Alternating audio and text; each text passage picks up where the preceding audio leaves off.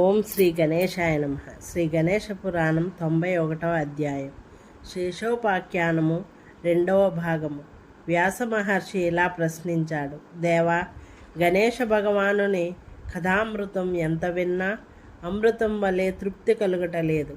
ఇంకనూ వినవలనన్న ఆసక్తి కలుగుతున్నది. ప్రభు, ఇంకనూ గణేశ కథామృతమును ప్రసాదించు అనగా బ్రహ్మదేవుడు చెబుతున్నాడు. ఒకానొకప్పుడు పూర్వకాలము ప్రళయం సంభవించింది. అప్పుడు గజాననుడు నాకు కర్తవ్యం జ్ఞాపకం చేస్తూ, ఓ బ్రహ్మదేవుడా, నానా విధమైన సమస్త సృష్టిని నా ఆజ్ఞతో నీవు వెంటనే ప్రారంభించి యథాప్రకారం సమస్తము సృష్టించు అనగా ఆ ప్రకారమే నేను సంకల్పం చేసి 7 మహర్షులను మానవపుత్రులుగా సృష్టించి తిని వారి పేర్లు చెబుతున్నాను.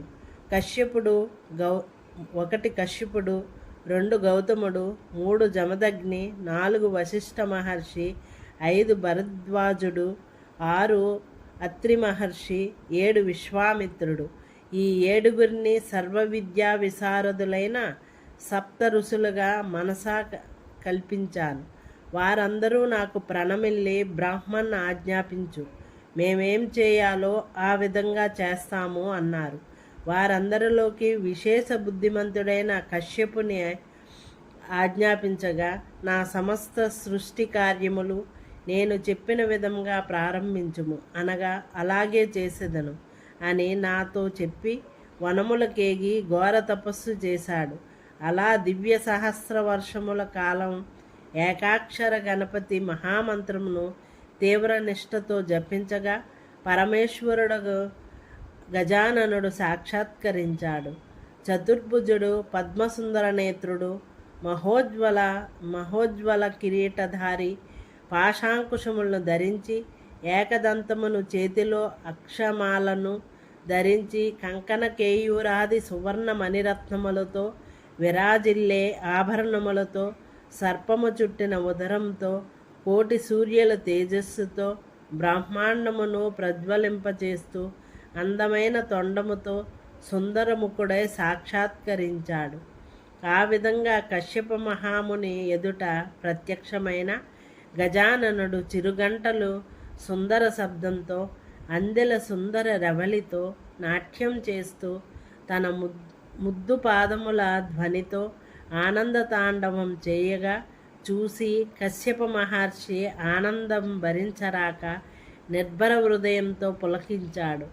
భక్తి వినమ్రుడై నానా మంగళ వస్తువులను తెచ్చి పూజించాడు.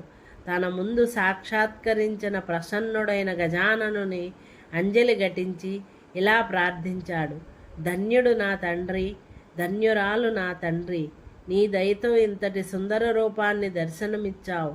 నా అదృష్టమేమని వర్ణించను. ఆహా, ఈ భూమి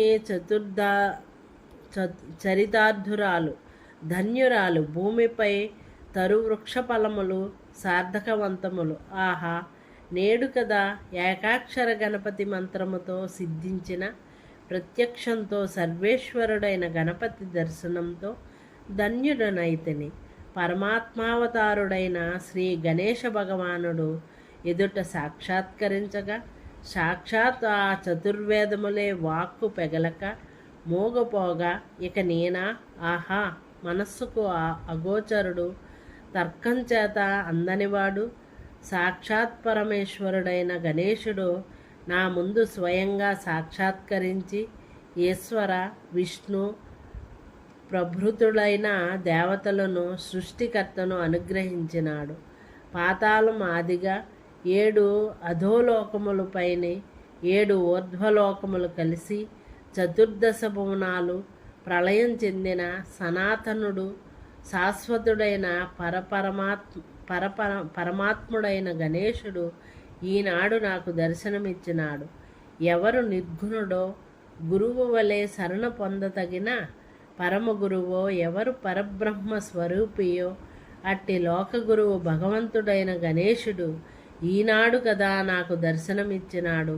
ఈ విధంగా అమృతమును కురిసే వాక్కులతో ప్రసన్నుడైన గజాననుడికి ప్రణమిల్లిన కశ్యప మహర్షి యొక్క స్తోత్రముతో ఆనందించి గజాననుడు ఈ విధంగా అనుగ్రహించాడు.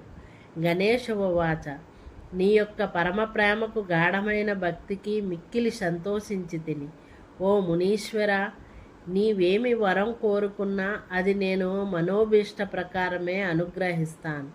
నీ సంకల్పం తప్పక నెరవేర్చదను. వరము కోరుకున్నాము. కశ్యప ఉవాచ ఓ ప్రభు దేవా, సమస్త సృష్టిని నానావిధ రూపములతో యథాప్రకారం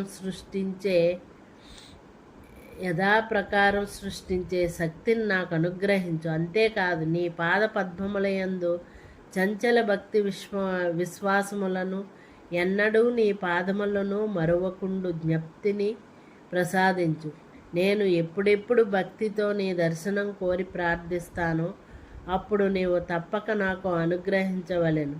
అంతేకాదు, సాక్షాత్తు నీ వంటి సత్పుత్రునే కశ్యపానందునిగా నాకు అనుగ్రహించు అంటూ కోరగా గణేశ ఉవాచ ఓ మహాముని, నీవు కోరిన వరాన్ని సంతోషంతో అనుగ్రహిస్తున్న నా యందు అచంచలమైన మరుపులేని భక్తిని, నీకెప్పుడెప్పుడు అవసరములు సంకటములు కలిగితే అప్పుడే నీకు సన్నిధిలో ప్రత్యక్షం అవ్వగలను.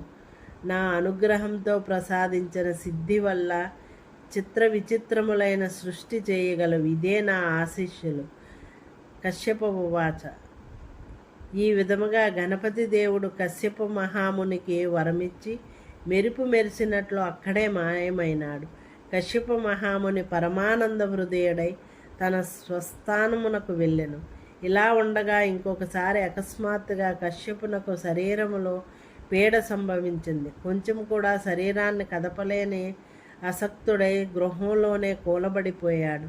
తాను చేయవలసిన నిత్య నైమిత్తికములైన వేదకర్మములు, కామ్యకర్మలు, సమస్త కర్మలు చేయలేక అసక్తుడై భయకంపితుడై తన 14 భార్యలైన 1 దితి, 2 అతిథి, 3 వినతి, 4 కద్రువ మొదలైన 14 మంది భార్యలు భర్త యొక్క దురవస్థను చూసి దుఃఖములో కశ్యపుని వద్దకు వచ్చి నిలిచారు.